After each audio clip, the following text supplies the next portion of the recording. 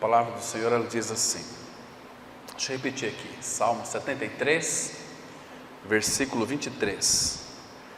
Todavia, estou sempre contigo, tu me seguras pela minha mão direita.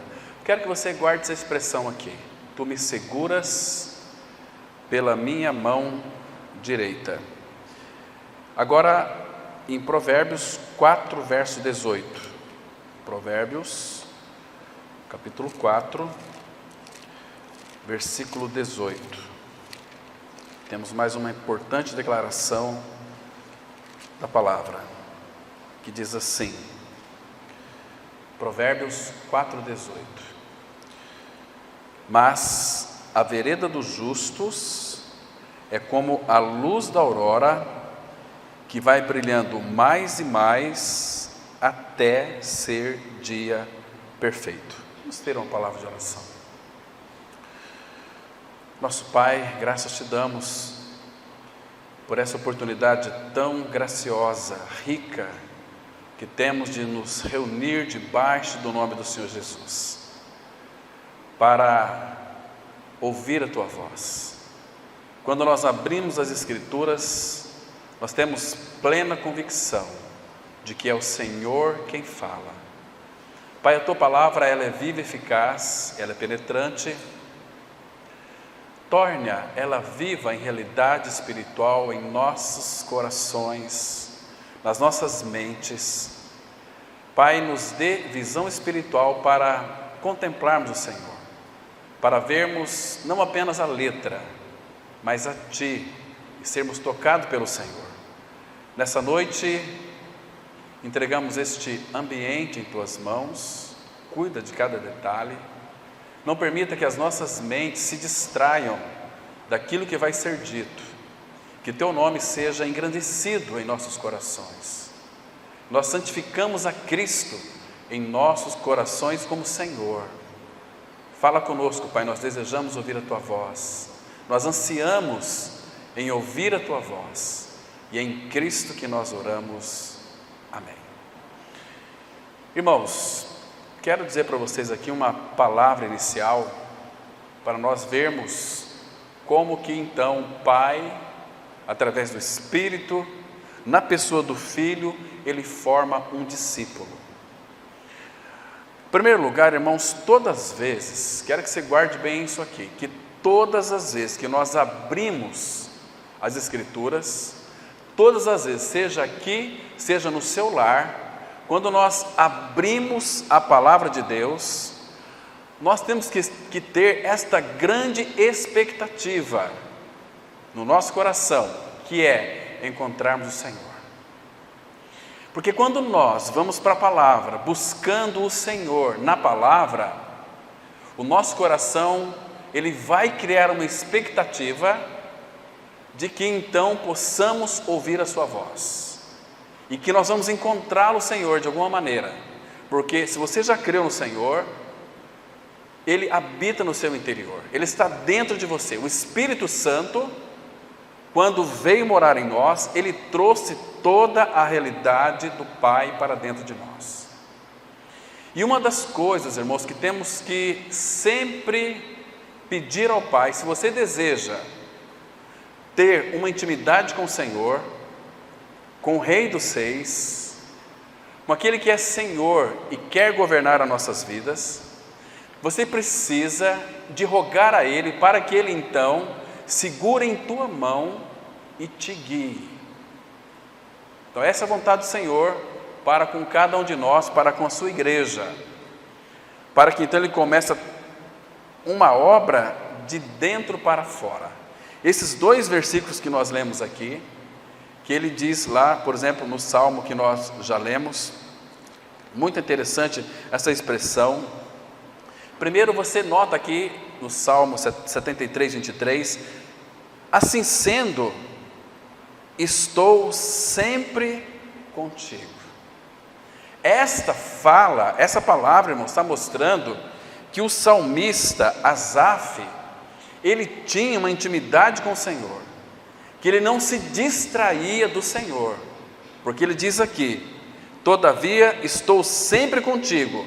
Agora, o resultado disso, irmãos, de uma intimidade com o Senhor, é que Ele me seguras pela minha mão direita. E aqui esse texto fala que Ele vai nos conduzir, fala dessa condução do Senhor. E essa condução, irmãos, é como o texto de Provérbios. A vereda dos justos é como a luz da aurora, que vai brilhando mais e mais até ser dia perfeito. O Senhor deseja que cada um de nós nos encantamos com Ele. Eu não sei se teu coração ele é recobrado, não sei se teu coração é tocado pelo Senhor para se encantar com Ele, porque uma coisa que o Senhor deseja fazer em nós é abrir o nosso entendimento, como Ele abriu o entendimento dos discípulos, lá em Lucas 24, 45, depois que Ele ressuscitou, se apresentou no meio dos discípulos. Então, naquele caminho de Emaús, já conversou com 2 discípulos, mostrando para eles que eles eram tardos de coração para crer tudo que os profetas haviam dito. Então depois o Senhor se revelou a eles, mas depois daquela linda revelação dos discípulos, que eles estavam tristes, talvez sem nenhuma esperança, inclusive Pedro foi pescar, lembra? Nosso Senhor morreu, então eu vou pescar, e levou também alguns discípulos com ele para pescar, porque Pedro, ele era um líder, aquele que tomava sempre à frente, entende, irmãos? Muito bem, então o Senhor se colocou no meio deles, dizendo que a paz seria com eles, soprou sobre eles o Espírito, e disse: recebei o meu Espírito, recebei o Espírito Santo. Ali era o Espírito de vida. Eles seriam oportunamente batizados, como o Senhor havia dito, para que eles fossem para Jerusalém, até esperasse a promessa do Pai, até que do alto eles seriam revestidos de poder, poder do alto, para testemunharem Cristo, ou para serem testemunhas de Cristo, não para darem testemunhos das suas vidas, mas para testemunhar de Cristo. O que isso significa? Era para falar a respeito de Cristo. Então, o que o Senhor fez com aqueles discípulos, irmãos? Lucas 24, 45, a partir do 45 em diante, ali, aqueles últimos versículos, Nosso Senhor diz assim para os discípulos: olha, não era necessário que o Filho do Homem padecesse muitas coisas e entrasse na glória. Então, Jesus estava mostrando para eles que para adentrar na glória, o Senhor, Ele iria para a glória dentro em breve, Ele seria glorificado pelo Pai. Então, primeiro Ele teve que passar pela cruz. Era necessário que o Filho do Homem padecesse muitas coisas, para então entrar na glória. Isso é importantíssimo, irmãos. Para nós não é diferente. Em tudo aquilo que o Senhor sofreu como homem, claro que a cruz nós jamais suportaríamos. O Filho que não tinha pecado, Ele assumiu o nosso lugar no Calvário, nos substituindo. Ele morreu no nosso lugar. Porém, para que nós venhamos a ganhar uma experiência real, genuína, verdadeira de regeneração, precisamos de crer que lá na morte de Cristo, Ele não apenas me substituiu, mas também me incluiu na sua morte. A morte de Cristo na cruz do Calvário foi uma morte participativa. Um morreu por todos, logo todos morreram. Então eu tenho que crer que nós morremos com Ele. Então aí, os discípulos tinham que entender essa palavra, mas como eles poderiam entender, irmãos? Então o Senhor, pacientemente, depois de ressuscitado, Ele permaneceu ainda 40 dias na face da terra, diz Atos capítulo 1, 40 dias instruindo os seus discípulos, e uma das instruções mais preciosas foi aquela de que o Senhor fez, abriu o entendimento dos discípulos, para que eles compreendessem as Escrituras. Então, abriu o entendimento, trouxe a revelação de toda a realidade da cruz. Então agora eles poderiam, irmãos, esperar a promessa do Pai, porque quando Ele fosse assunto ao céu, poucos dias depois, o Espírito seria derramado. Então o que aconteceria? A igreja nasceria. Vocês se lembram que estavam reunidos 120 irmãos, Claro que era mais de 500 irmãos, mas naquele momento, irmãos, estavam ali reunidos 120 irmãos. Estava naquele cenáculo. E vocês se lembram, em Atos capítulo 2, de repente veio um vento impetuoso. Essa palavra impetuoso, vento impetuoso, a ideia ali que ele quer que nós saibamos é de uma respiração forte. É o mesmo que uma mulher quando está para dar à luz. Ela está sofrendo as dores de parto, mas quando nasce a criança, ela já não se lembra mais da dor quando escuta aquele chorinho do bebê. Lembra?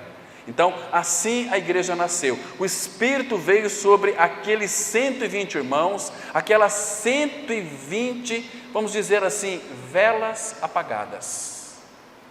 Porque é isso que o homem é sem ser habitado pelo Espírito do Senhor. Então Jesus consumou a obra, mas quando ele foi, Jesus disse para eles: vocês vão para Jerusalém, fiquem lá até que do alto sejais revestidos de poder. Eles já eram revestidos de vida. Quando Jesus se colocou no meio deles e disse em João 14, soprou sobre eles, diz: recebei o Espírito. Mas eles tinham que ser batizados. Claro que de repente estava orando, aguardando a promessa do Pai. Então de repente o Espírito desceu sobre cada um deles. Imagine, irmãos, quando o Espírito Santo do Senhor tocou naqueles irmãos, quando eles perceberam que alguma coisa estava dentro deles, que alguma coisa faria agora diferença na vida deles. Irmãos, a primeira coisa que eles tiveram foi uma coragem que eles nunca teve. Aquele Pedro, que era um homem, vamos dizer assim, covarde, que negou o Senhor 3 vezes, e ele disse que não negaria, que iria com o Senhor até a morte, mas então ele falhou. Por que falhou? Porque nenhum de nós conseguimos seguir o Senhor na força da nossa carne. Então eles precisavam ser revestidos do poder do alto. Então quando o Espírito Santo entrou neles, habitou neles, regenerou o espírito deles, o que o Espírito trouxe para dentro deles, irmãos? Lembra que Jesus disse lá em João 14, 23? Quem me ama, guardará a minha palavra, meu Pai o amará, e viremos, não apenas o Espírito Santo, viremos, fala da Trindade, o Pai, o Filho e o Espírito, viremos para Ele e faremos nele morada. Irmão, para pensar, imagina o privilégio que tem um Filho de Deus em Cristo. O Deus dos céus que havia prometido, aquele que habita lá na expressão de Isaías 57, no alto e sublime trono, mas ele também diz que habitaria com o contrito e abatido do espírito, para quê? Para vivificar. Essa palavra vivificar significa que veio trazer vida. Mas todos nós nascemos, se nós nascemos com vida, irmãos. Mas uma vida sem Cristo é apenas uma vida da alma. É preciso de regeneração, é preciso de novo nascimento, é preciso de troca de natureza, é preciso de transplante de coração. Tudo isso correu na cruz do Calvário. É maravilhoso para nós. Que alegria é podermos sermos habitados pelo Senhor. Então, Ele é a nossa vida. Agora, irmãos, a partir do novo nascimento, Ele deseja formar em nós discípulos dEle. Aliás, muito mais do que discípulos. O que nós somos do Senhor Jesus, irmãos? Somos servos. E para que nós, então, possamos servir a Cristo, nós vamos ver aqui como que este serviço, o que o Senhor faz em nós primeiro. Por isso que eu disse para vocês aqui, irmãos, todas as vezes, guarde bem isso, que nós abrimos a palavra do Senhor, que nós tenhamos uma expectativa profunda em nosso coração de encontrar o Senhor na palavra. Como ele disse lá em João, capítulo 1, versículo 45, quando André disse para Felipe: achamos aquele de quem Moisés e os profetas falaram. Eles tiveram entendimento da parte do Senhor que aquele Jesus era o Messias prometido. Isso é maravilhoso, irmãos. Então nós vamos ver aqui alguns textos que vai mostrar de uma forma tão clara como que Ele vai formar um discípulo em nós, para que nós possamos servi-lo de uma forma adequada, porque o Senhor deseja que cada um de nós não nos envolvamos com as coisas do mundo e nem amamos as coisas do mundo. Quando nós começamos a amar o mundo, irmãos, o que vai acontecer? João disse, lá na sua carta, 1 João 2, 15 a 17, ele diz ali um imperativo: não ameis o mundo, nem as coisas que há no mundo. Irmão, você entendeu esse versículo, irmão? Não ameis o mundo, nem as coisas que há no mundo. Irmãos, você tem amado as coisas do mundo, irmãos? O que são as coisas do mundo? As coisas do mundo, ela tem uma tendência de ocupar o lugar do Senhor em nosso coração. Então, quando nós começamos a fixar os nossos olhos nas coisas do mundo, nós estamos, irmãos, virando as costas para o Senhor, estamos começando a namorar o mundo, e o mundo é muito agradável, o mundo é muito atrativo, o mundo tem as suas cores, o mundo é bonito, o mundo é lindo. Então, nenhuma pessoa tem dificuldade de amar o mundo, mas o Senhor, Ele nos quer para Ele mesmo. O Senhor, Ele é muito ciumento, irmãos. Lá em Tiago, capítulo 4, a palavra fala assim: é com ciúmes que o Espírito Santo do Senhor anseia por nós. Então, quando nós tocamos este mundo e colocamos o nosso coração nas coisas do mundo, isto entristece o Espírito Santo de Deus que habita em nós. Irmãos, nós fazemos tantas coisas pelas quais ou nas quais o Senhor não está envolvido. Isso vai entristecendo o Espírito do Senhor. Isso fala, como Oséias diz, Oséias 10, versículo 2, que nós temos um coração dividido, um coração duplo. E a palavra fala no Salmo 119, versículo 83, 81, 83, que Deus, Ele odeia a duplicidade. Entende, irmãos? Se nós somos o Senhor, somos o Senhor. Ele diz para nós não nos envolvermos com as coisas deste mundo, porque as coisas deste mundo vai nos afastar do Senhor, irmãos. Tem uma tendência muito forte de tirar o nosso foco do Senhor. Então nós não vamos ser de fato ou verdadeiramente transformados pelo Senhor. E o Senhor quer nos transformar para nós sermos semelhantes a Ele. Em primeiro lugar, temos que contemplá-lo. A palavra fala em 2 Coríntios 3, versículo 18, que é quando nós contemplamos o Senhor, nós somos transformados de glória em glória na sua própria imagem. Irmãos, o que significa a imagem de Cristo? Ser transformado de glória em glória a imagem de Cristo. A transformação ocorre de fé em fé, de força em força e de glória em glória. Então, quando nós contemplamos o Senhor, nós somos transformados. A palavra contemplar, ela significa, primeiro, que é meditar, é buscar a face do Senhor. Quando nós buscamos a face do Senhor, buscar a face significa a presença dEle. Primeira coisa que vai acontecer conosco, para você buscar a face do Senhor, você vai ter que estar a sós com Ele. Você estando a sós com Ele, irmãos, o Senhor, a palavra fala que Ele é a luz do mundo. Então, claro que você vai ter o brilho na tua face, porque buscando a face do Senhor, Ele habita em nós. Então, Ele começará, de alguma maneira, a se expressar em nós e através de nós. Quando nós buscamos a face dele, obviamente que aquela luz que é o próprio Cristo, ela vai resplandecer, e a glória do Senhor, diz a palavra, vai nascendo sobre nós. Seremos revestidos de glória e seremos conformados à sua própria imagem. Agora, uma das características da imagem de Cristo é que Ele é o que, irmão? Ele é servo. O Evangelho de Marcos é um evangelho muito precioso. Tem um versículo chave ali, lá em Marcos 10, 45. Lembra que está escrito lá? Lá ele diz assim, que o Filho do Homem não veio para ser servido, mas para servir e dar a sua vida em resgate do mundo. Presta atenção, você já analisou esse texto com cuidado?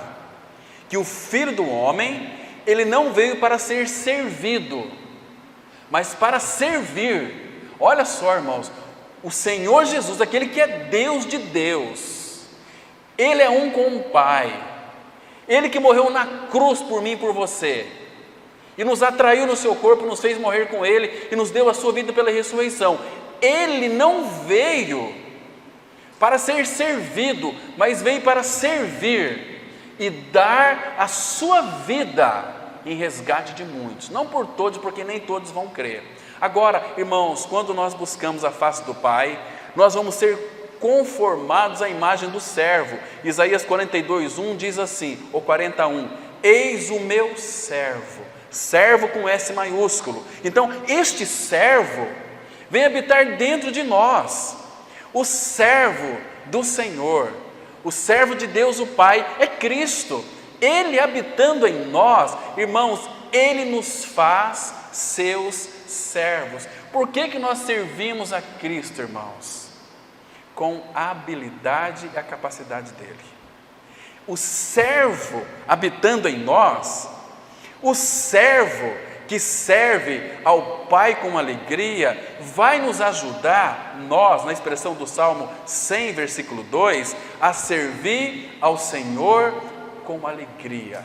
Como que nós vamos servir o Senhor com alegria, irmãos? Lá no seu trabalho, você faz o teu trabalho secular com alegria?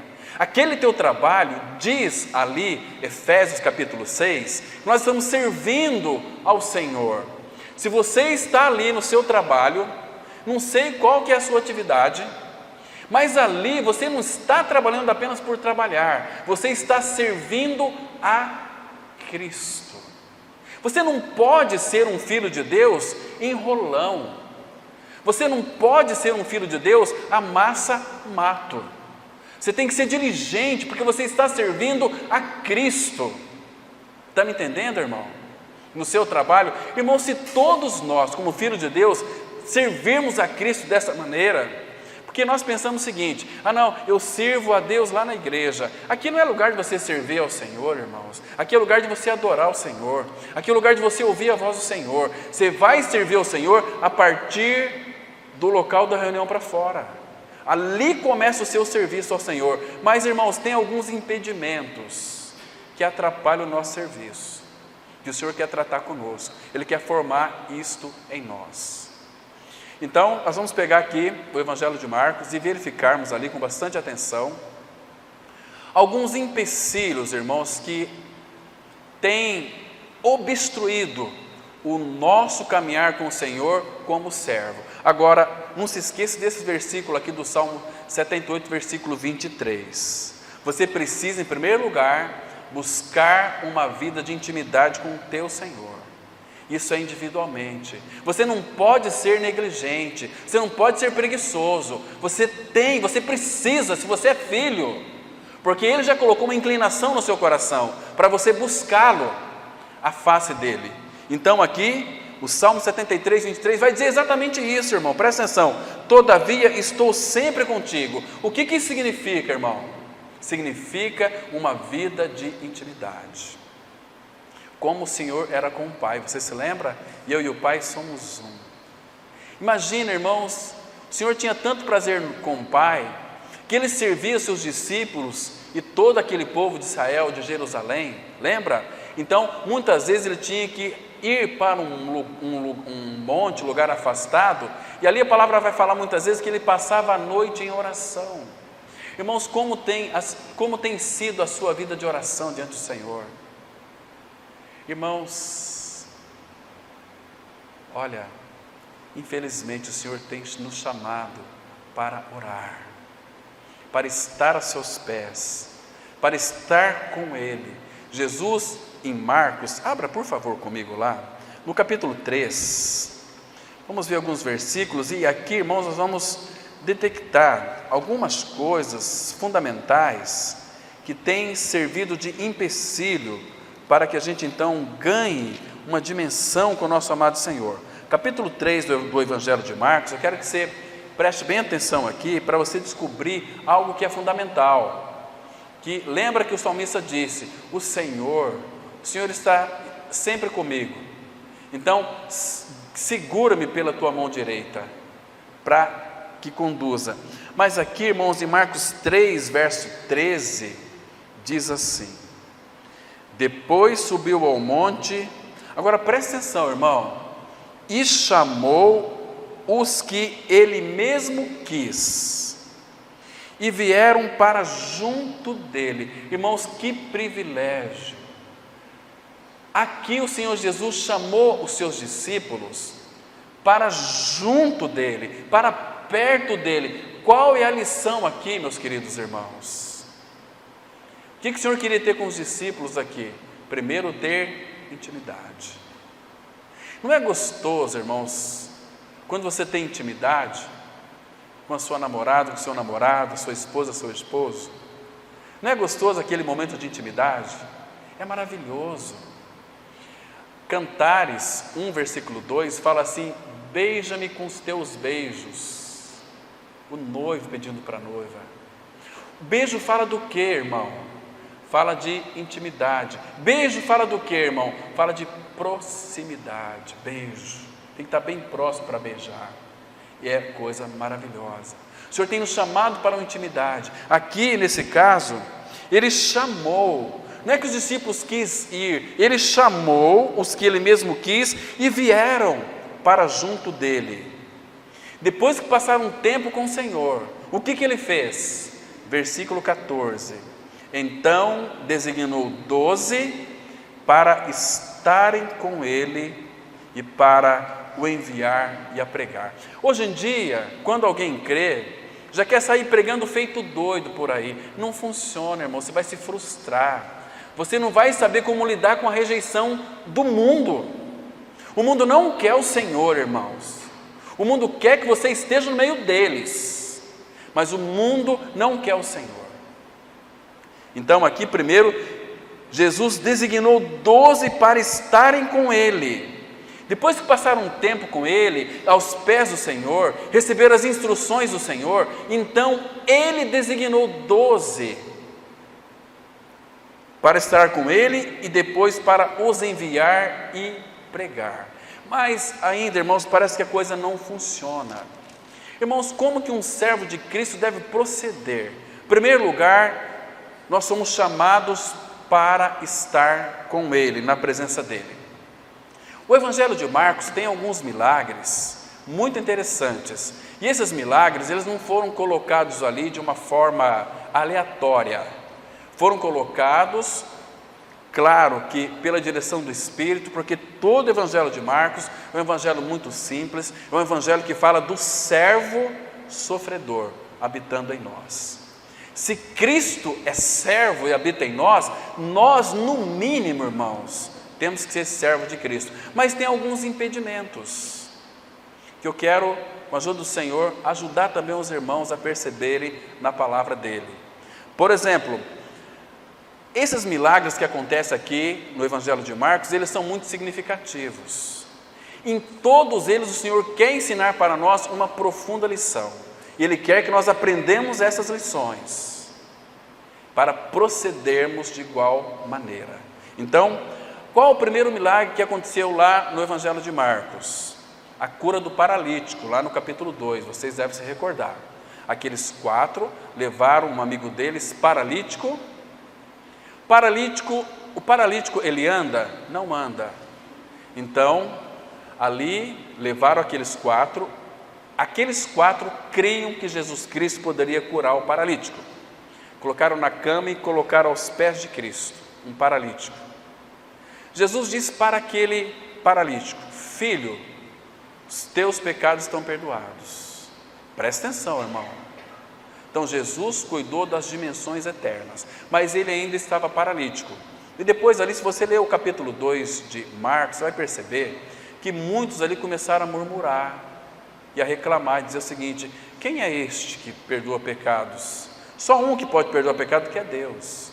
Jesus, percebendo no seu coração que eles estavam arrazoando, murmurando, então Jesus disse para eles assim: por que vocês estão arrazoando nos seus corações? Qual é mais fácil dizer ao paralítico? Perdoados estão os teus pecados, ou toma o teu leito, vai para a tua casa? Qual que é mais fácil? Curar o paralítico ou perdoar os pecados do paralítico? Então, Jesus perdoou o paralítico. Você está em Marcos? Abra aí no capítulo 2, acompanha comigo aqui. Vamos ler aqui, irmãos, alguns versículos desse capítulo 2 de Marcos. Então esse aqui é o primeiro milagre que ocorre aqui. E esse milagre vai mostrar das coisas que obstrui de nós sermos servos autênticos.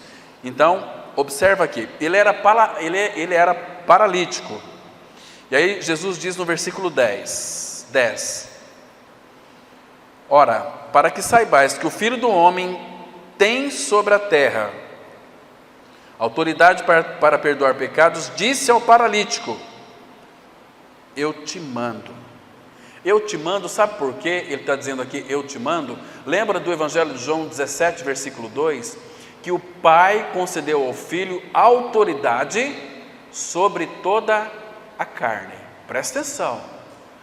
O Pai concedeu a Jesus Cristo autoridade sobre toda a carne. Então, ele poderia dizer aqui, sem nenhum receio: eu te mando, levanta-te, toma o teu leito e vai para a tua casa. Agora, olha o versículo 12. Então ele se levantou e no mesmo instante, tomando o leito, retirou-se à vista de todos, a ponto de se admirarem todos e darem glória a Deus, dizendo: jamais vimos coisa assim. Então, irmãos, qual que é a lição que impede de nós servirmos a Cristo? Vamos colocar aqui agora, nós vamos olhar de uma forma implícita, não explícita. Isso aconteceu literalmente pelo contexto histórico da palavra. Nós sabemos que Jesus curou o paralítico, mas, irmãos, Paulo, escrevendo aos Coríntios, 2 Coríntios 5, versículo 16, ele diz assim, que antes, se nós conhecemos Cristo segundo a carne, já não conhecemos mais desta maneira. Conhecemos Ele agora no Espírito, entronizado junto com o Pai e habitando em nós pela fé. É assim que nós conhecemos o Senhor, é pela fé. Ele habita em nós pela fé. Cristo é a nossa vida. Ele está diante do Pai, um homem assentado no trono. Agora, irmãos, qual é a lição para nós aqui, irmãos? Primeiro, que nós vamos ver alguns milagres neste Evangelho de João para verificarmos o que tem impedido de nós sermos servos autênticos. Percebe? Primeira coisa, o paralítico não andava. Então, para nós sermos uns servos de Cristo, precisamos de andar. Então ele curou. Irmãos, quantos de nós sofremos de uma paralisia espiritual que impede o nosso caminhar para sermos servos de Cristo? Então nós precisamos de pedir ao Senhor, Salmo 78, 23, que Ele segure na nossa mão direita e nos conduza, primeiro curar a nossa paralisia espiritual. Estão me compreendendo aqui, irmãos? Agora, irmãos, aqui é os pés. Qual um segundo milagre que aconteceu aqui no Evangelho de Marcos? Lembra do segundo milagre? Vai um pouquinho para diante aí que você vai no capítulo 3, já vai aparecer logo no início aqui, o homem da mão ressequida. Então, aqui, queridos, tem uma lição importante para nós, uma lição fundamental, que, vocês se lembram aqui no versículo 1, diz assim, de novo, Marcos 3, 1, de novo entrou Jesus na sinagoga, estava ali um homem que tinha ressequida uma das mãos. Estava observando a Jesus para ver se o curaria em dia de sábado, a fim de o acusarem. E disse Jesus ao homem da mão ressequida: vem para o meio. Então lhes perguntou: é lícito no sábado fazer o bem ou fazer o mal? Salvar a vida ou tirá-la? Mas eles ficaram em silêncio, olhando-os ao redor, indignado, e conduído com a dureza do seu coração, disse ao homem: estende a mão. Estendeu-a, e a mão lhe foi restaurada. Retirando-se, os fariseus conspiravam logo com os herodianos contra ele, e como lhe tirariam a vida. Primeiro aqui, vamos olhar de uma forma implícita. O que tem impedido, irmãos, de nós servirmos a Cristo de uma forma adequada? Porque se nós não caminharmos, nós vamos servir o Senhor de uma forma adequada. Nós estamos paralisados. E aqui, irmãos, a mão ressequida também envolve que um servo, para servir o seu amado Senhor de uma forma adequada, ele precisa de ter as suas mãos curadas. Porque quem tem uma mão ressequida não poderá servir ao seu Senhor de uma forma adequada. Então esses milagres, olha aqui a ordem, de uma forma crescente são esses milagres, irmãos. Não são aleatórios, jogados ali por acaso. O Espírito Santo é Deus. Deus, o Pai, é a fonte de toda a sabedoria. Então Ele coordena dentro dos evangelhos aquilo que Ele quer nos mostrar, irmãos. Primeiro, temos que entender que o versículo-chave, Marcos 10:45, fala do servo, que Jesus veio para servir, não para ser servido, e dar a sua vida em resgate por muitos. Mas aqui, ele está mostrando que uma pessoa que é paralítica não pode servir ao Senhor de uma forma adequada, e alguém que tem a mão ressequida também não tem condições. Então, Jesus aqui é como se ele estivesse construindo o homem. Lembra de Jeremias 18? O vaso na mão do oleiro. Então ele começou a trabalhar naquele vaso. É o que o Senhor está fazendo aqui. Primeiro ele está edificando um homem para colocar dentro deste homem um tesouro. Primeiro curou a sua paralisia. Então agora o paralítico podia andar. E agora aqui ele curou o da mão ressequida, que não poderia servir de uma forma adequada. Está vendo aqui, irmãos, a forma crescente que o Espírito Santo está trazendo para nós? Muito interessante. Qual a outra parte do homem que precisa ser curado dentro deste evangelho? Abra lá em Marcos capítulo 7, aí mesmo, no capítulo 7. Vamos observar aqui, irmãos, muito interessante. Esse outro milagre aqui, acontece aqui no Marcos capítulo 7, a partir do versículo 31.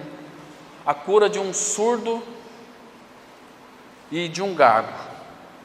Eu vou ler alguns versículos, irmãos, que nos chamam nossa atenção aqui.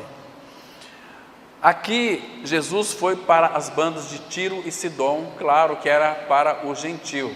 Essa gentinha aí que os judeus chamam nós até hoje, mas graças ao Senhor não fomos nós que fomos a Ele que foi para os lados ali de Tiro e de Sidom, né, até o mar da Galileia, o território ali de Decápolis. Mas aqui, irmãos, olha só o versículo 32. Então lhe trouxeram um surdo e gago e lhe suplicaram que impusesse as mãos sobre ele. Irmãos, o homem está sendo já construído, pés e mãos restaurada dentro do Evangelho de Marcos. Por favor, acompanhe o raciocínio, irmãos, para que você então possa ter um entendimento adequado e real. Primeiro, agora ele vai trabalhar no ouvido deste homem. Por que que ele era gago? Você já ouviu um surdo falar? Ele não fala. Ele não fala porque ele não ouve. Então muitos gaguejam. Começa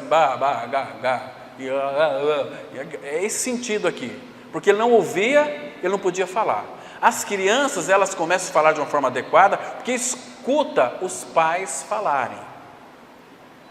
Agora você imagina, irmãos, se os nossos pais fossem cristãos e desde a nossa tenra idade eles começassem a colocar para nós louvores para a gente ouvir, falar da palavra e orar conosco, e orar por nós, e orar com nós, e mostrar os princípios da palavra, quão grandes homens e mulheres de Deus nós seríamos. Mas nossos pais falharam. Então, irmãos, aqui o Senhor tem lição para nós. Nunca é tarde para Ele efetuar a sua cura e nos deixar nós aptos para realizarmos um serviço adequado ao nosso amado Senhor. Então aqui primeiro, veja aqui, trouxeram um surdo e gago. O surdo ele não falava, ele só gaguejava. Então, irmãos, alguém que não fala adequadamente não pode servir ao Senhor, porque o serviço do Senhor exige muitos detalhes, e um dos detalhes também é você falar a palavra, você pregar a palavra. E um surdo que não ouve, não vai poder falar a palavra. E aqui, olha o 33, Jesus tirando da multidão a parte. Eu acho tão importante isso, irmãos, porque a multidão tem impedido nós de ouvirmos a palavra do Senhor.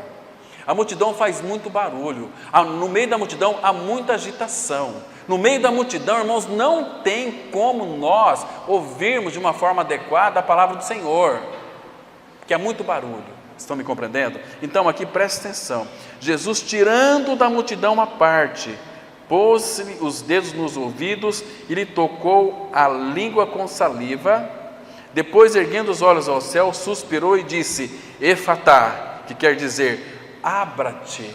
O que o Senhor Jesus fez aqui na vida deste homem? Abriu os ouvidos deste homem.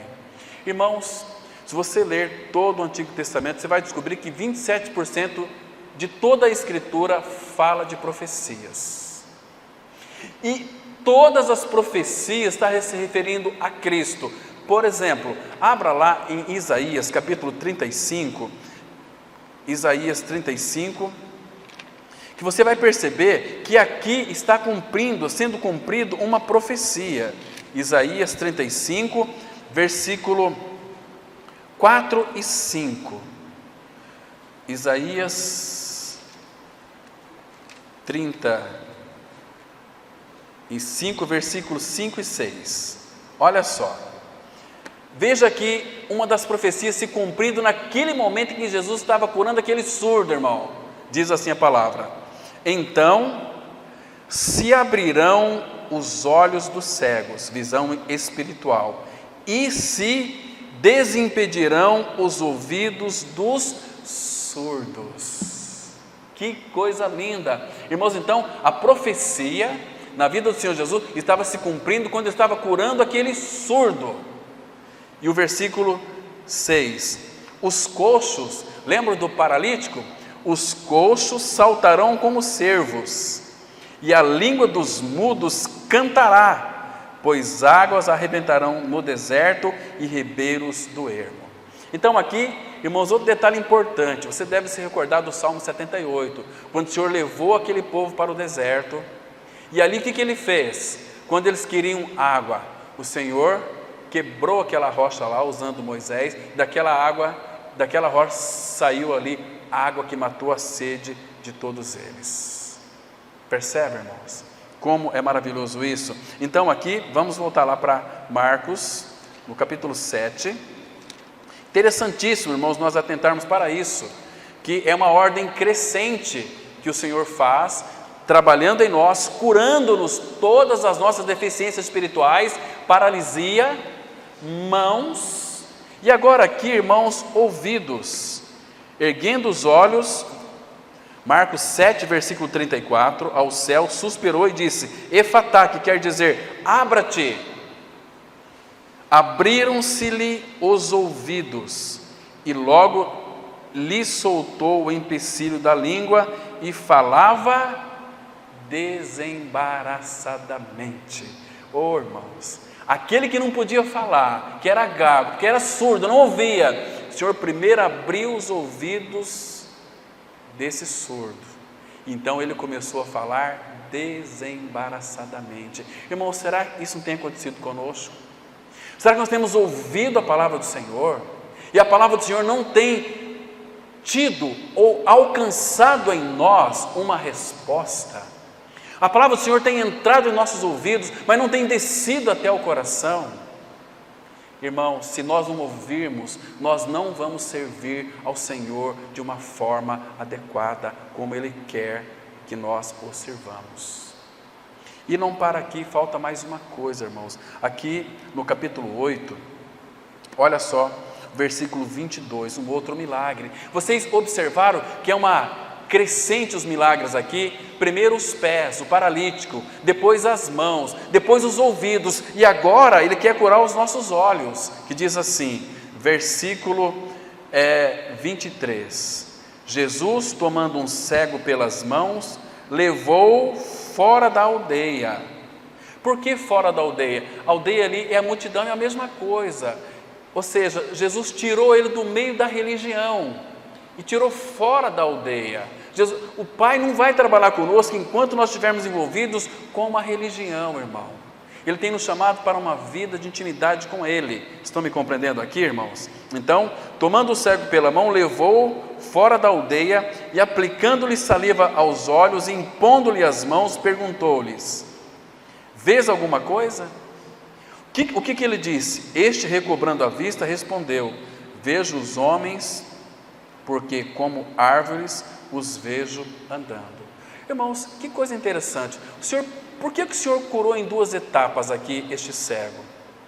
Porque Ele queria mostrar para os discípulos como estava o coração dos discípulos, como estavam os ouvidos dos discípulos e como estava a visão dos discípulos. Era uma visão um pouco embaçada. E aí depois, observa aqui, acompanhe comigo o versículo 14 de João 8, aqui está a resposta disso. Ele disse assim: ora, aconteceu que eles se esqueceram de levar pães, e no barco não tinham consigo senão um pão. Preveniu Jesus, dizendo: vede, guardai-vos do fermento dos fariseus e do fermento dos Herodes. Fermento dos fariseus, Lucas 12:1 fala que é a hipocrisia. E eles discorriam entre si: é que não temos pão. Jesus percebendo, por que Jesus percebia? Porque Jesus era um homem perfeito, então ele percebia, ele tinha discernimento. Jesus discerniu aqui o que os discípulos estavam arrazoando, porque ele tinha um espírito reto. Está me compreendendo? Então ele perguntaram: por que discorreis sobre o não ter pão? Ainda não considerastes, não compreendestes? Tendes o coração endurecido. Vocês estão com o ouvido de vocês igual uma pedra. Vocês estão vendo de uma maneira embaçada. Agora aqui está o versículo 18, a resposta, que eu creio que é a lição que ele quer nos mostrar. Tendo olhos e não vedes? Vocês têm olhos, vocês não estão vendo, e tendes ouvido e não ouvis? Vocês não vos lembrais do que eu fiz? Multipliquei ali os pães. Vocês têm olhos, mas vocês não estão vendo, irmãos. Vocês têm ouvidos, mas vocês não estão ouvindo. Então, irmãos, será que nós precisamos desse trabalho do Senhor na nossa vida? Da cura dos pés, das mãos, dos ouvidos e dos olhos. Porque Jesus aqui está mostrando lição para os discípulos e também para nós. Aí ele continua aqui no versículo 8, versículo 25. Então novamente ele pôs as mãos nos olhos, e ele, passando a ver claramente, ficou restabelecido, e tudo distinguia de modo perfeito. Lembra de Provérbios 4,18? A luz do justo é como a aurora, que vai brilhando mais e mais até ser dia perfeito. Olha o dia perfeito aqui. Senhor, eles passou a ver claramente, ficou restabelecido, e tudo distinguia de modo perfeito. Irmãos, será que isso não está acontecendo conosco, irmãos? Será que nós temos ouvidos e não ouvimos? Temos olhos e não vemos, irmãos? Mas, queridos irmãos, quando nós tivermos uns pés tratados pelo Senhor, mãos tratadas pelo Senhor, ouvidos abertos pelo Senhor e visão espiritual, nós estamos aptos para servir ao Senhor. Vá aos pés do Senhor, intimidade com o Senhor. Fala assim: Senhor, o que tem impedido a minha vida de servi-lo de uma forma adequada? O que tem em mim que tem impedido, Senhor? E Ele vai te guiar pela sua mão direita. Senhor, segura na minha mão e me guia e me mostra, Senhor, como Moisés fez, mostra-me os teus caminhos, para que eu te conheça. Irmãos, quando isto acontecer, você pode ter certeza de uma coisa: você vai ser um servo do Senhor, porque, irmãos, nenhum servo pode servir o Senhor adequadamente se ele for paralítico, se ele tiver a mão ressequida, se ele não der ouvido à palavra, se ele não buscar visão espiritual, ele não irá poder servir ao Senhor de uma forma adequada, irmão. O Senhor tem tanto para mostrar. Agora, queridos, vamos colocar aqui um exemplo: Paulo. Paulo era um homem que tinha seus pés tratados, suas mãos tratadas, seus ouvidos tratados, seus olhos tratados, então ele poderia servir ao Senhor. Então Paulo poderia dar conselhos. Eu vou ler mais 2 versículos e vamos encerrar. Abra lá em 2 Timóteo, capítulo 2, versículo 21. 2 Timóteo 2, versículo 21. A palavra tem algo para nos dizer aqui, irmãos, sobre aquilo que o Senhor quer nos mostrar para nós. Quando então Cristo for formado em nós, nós temos todas as características desse servo. Aqui no versículo 22, ele vai, 2 Timóteo, capítulo 2, versículo 21. Assim, pois, se alguém a si mesmo se purificar destes erros, será utensílio para a honra, santificado e útil ao seu possuidor. Quem que é o nosso possuidor, irmão? O Pai, o Filho e o Espírito. Ele nos comprou. Então, seremos útil ao seu possuidor, estando preparado para toda boa obra. Agora aqui no capítulo 3, mesmo aí de Timóteo, versículo 17, que diz assim, eu vou ler a partir do verso 14. Tu, porém, permanece naquilo que aprendeste e de que foste inteirado, sabendo de quem o aprendeste, e que desde a infância sabes as sagradas letras, que podem tornar-te sábio para a salvação pela fé em Cristo Jesus. Ele vai dizer o seguinte, que toda a escritura é inspirada por Deus e útil para o ensino, para a repreensão, para a correção, para a educação na justiça, a fim, olha a finalidade, a fim de que o homem de Deus seja perfeito. O que é perfeito, irmãos? Teleios. O que é teleios? É maduro, curado dos pés, das mãos, do ouvido e dos olhos, perfeito e perfeitamente habilitado. Antes nós não éramos habilitados, agora somos habilitados para toda boa obra. Que maravilhoso! Você entendeu aqui, irmãos, essa crescente que Ele nos mostrou pela sua palavra? O que Ele tem que fazer? Mas, por favor, nunca se esqueça disso. Lembra do texto inicial, irmãos. Todavia estou sempre contigo. Lá no Salmo 78, verso 23. Tu me seguras pela minha mão direita. Você quer ter uma intimidade com o Senhor? Peça a Ele para que Ele te segure pela tua mão direita, para que Ele te conduza ao Senhor, a viver uma vida adequada com Ele. Amém? Vamos orar.